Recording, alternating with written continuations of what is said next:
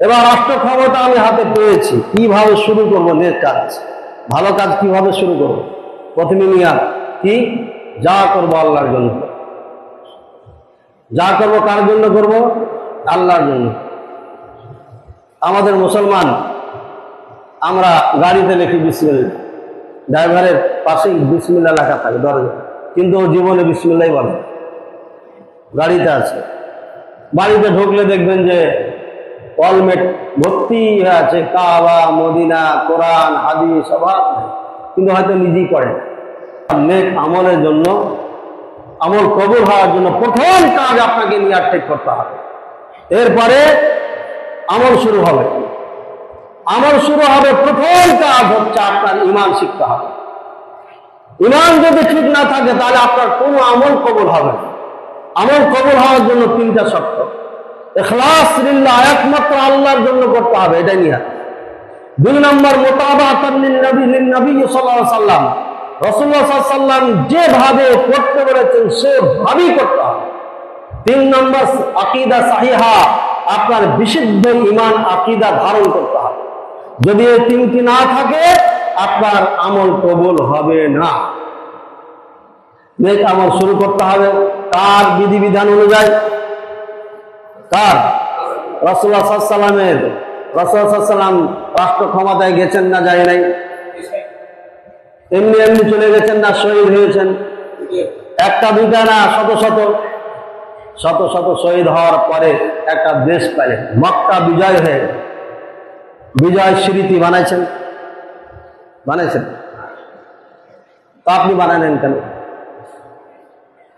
স্মৃতিসৌধ বানাইছেন, আপনি বানালেন কেন?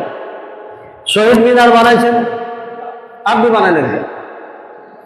আপনার কাজের সাথে রাসূলুল্লাহ সাল্লাল্লাহু আলাইহি ওয়াসাল্লামের কাজের মিল নাই, এই জন্য আপনি জিরো।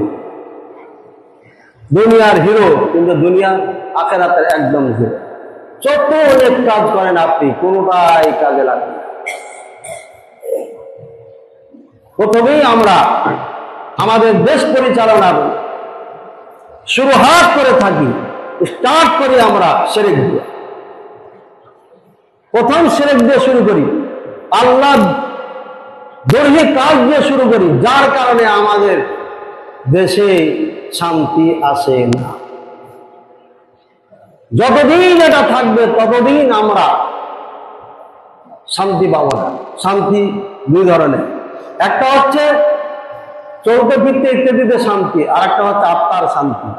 এই আত্মার শান্তি আসবে না যতদিন শিরক মুক্ত দেশ না গড়বে।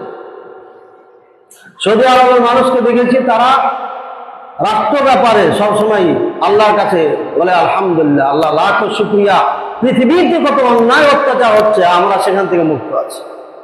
আলেম ওলামারা যখন বক্তব্য শুরু করে তখনই তারা বলে যে তোমরা যে দেশে বসবাস করছো পৃথিবীর অবস্থার দিকে দেখো, তারপরে তোমরা আল্লাহর কাছে শুকরিয়া জ্ঞাপন করো যে একটা নারী যদি 1 মণ স্বর্ণ পরে রাত 12টা হেঁটে যায়, কাউরে সাহস হবে না, আজও সাহস নাই চোখ তুলে তার দিকে থাকবে।